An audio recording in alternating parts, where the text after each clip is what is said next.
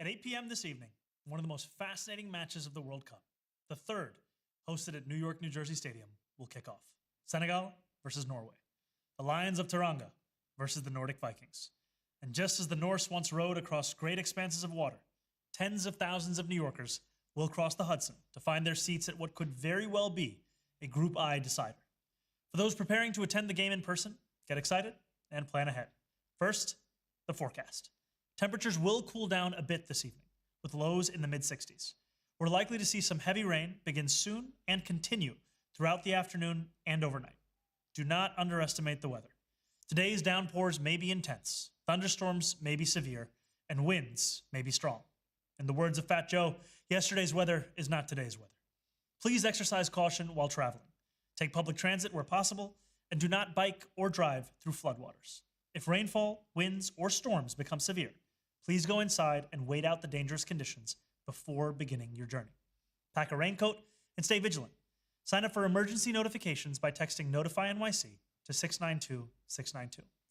As you get ready to travel to New York, New Jersey Stadium, I'm strongly encouraging you to rely on public transit. World Cup bus shuttles are sold out, which means that your best bet will be riding New Jersey Transit.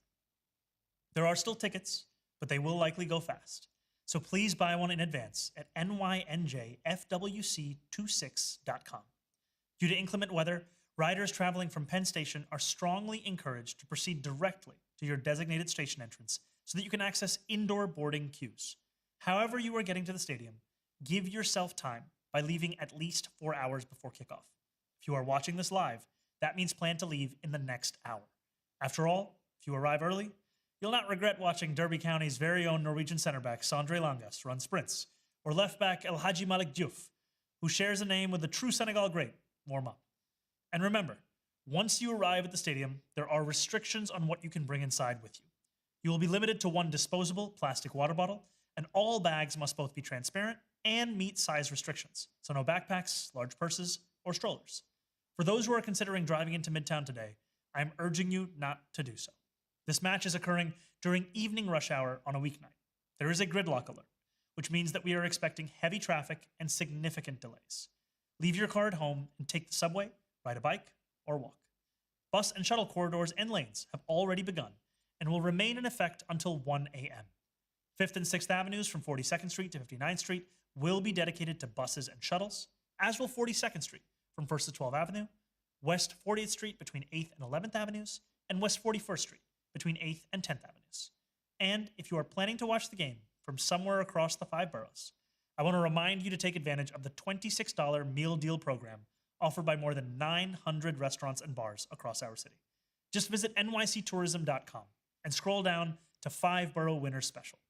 Tonight, a Norwegian team will stride out onto a World Cup pitch for only the second time since they last qualified for this tournament in 1998. The first time was on Tuesday, when they defeated Iraq 4-1. This is a serious side.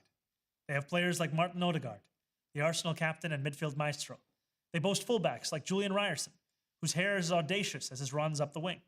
And then there's Erling Braut Haaland, the mere mention of his name, enough to strike fear into the heart of defenses. It is also a team, like so many others in this tournament, made up of players with roots from around the world. Antonio Nusa, their wonder kid with world-class potential, was born in Norway to a Nigerian father. Oscar Bob has Gambian heritage. Even Haaland was born overseas to Norwegian parents in England. When he speaks English, it's with a Yorkshire accent. In a political moment where immigrants are so frequently treated with derision and disdain, subject to enormous cruelty, targeted by the state, made to feel as if they are the other, let this Norwegian team and so many others serve as a response. As thousands of Norwegian fans from Oslo and Bergen and Molde and across the 5 boroughs filter into New York, New Jersey Stadium this evening, they will observe a few sacred traditions. They will do the customary Viking row, punctuated by the rhythmic shouts that even today, centuries since the last long ship set sail, probably send a shiver down the spine of anyone living in the British Isles. They will loudly sing Alt for Norge, or All for Norway, their fan anthem, named after a slogan of solidarity from the Second World War. And whether they can trace their Norwegian lineage back 20 generations, or whether they settled in Norway only a few years ago, seeking a new home where freedom could be found, these fans will cheer side by side for a team that plays beautifully, that plays creatively, and above all, plays together. With all that being said, Senegal rek. Enjoy the match, New York City.